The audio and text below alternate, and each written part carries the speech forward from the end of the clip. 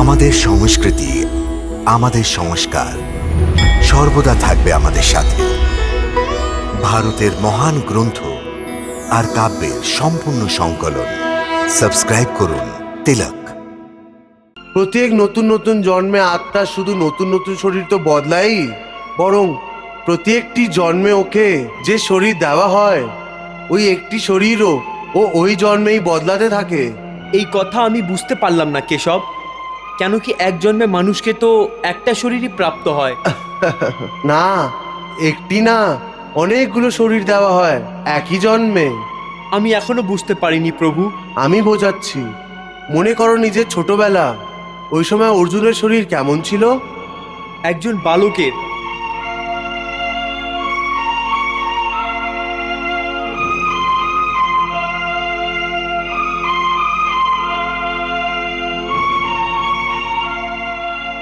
আর এখন ওই শরীরটা কোথায় আছে? ওই শরীর তো বদলে গেছে এই শরীরে। অর্থাৎ এখন আর ওই শরীর নেই। আজকে তুমি একজন যুবকের শরীর পেয়েছো। ঠিক এইভাবেই প্রাণীকে জন্মের সময় শিশুকে যে শরীর দেওয়া হয়, ওই শিশুর শরীর কালের প্রভাবে একজন বালকের শরীর হয়ে যায়। তারপরও কিশোর অবস্থায় আসে, আর তারপরও জোয়ান পুরুষের শরীর পায়, তারপর মাধ্যম বয়সী, তারপর বুড়োর রূপ নিয়ে শেষ পর্যন্ত একটি শুকনো পাতার মতো জীবনের বৃক্ষ থেকে ভেঙে পড়ে যায়। এইভাবে যে শরীর মুহূর্তে মুহূর্তে ক্ষণে ক্ষণে যেভাবে নিজের বিনাশের দিকে এগিয়ে যাচ্ছে, ওই শরীরের মৃত্যুর শোক জ্ঞানীরা করে না।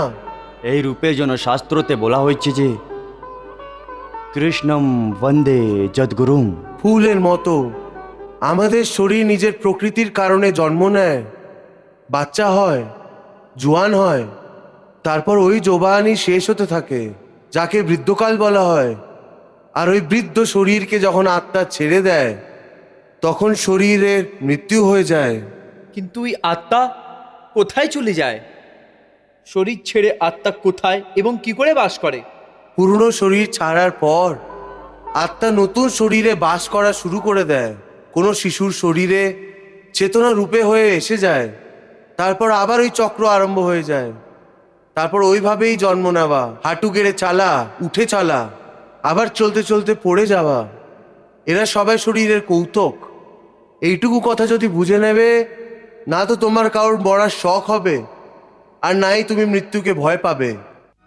হে অর্জুন, আমার আর তোমার এই শরীর না, আমরা তো এই শরীরে বাস করছি দুটো আত্মা।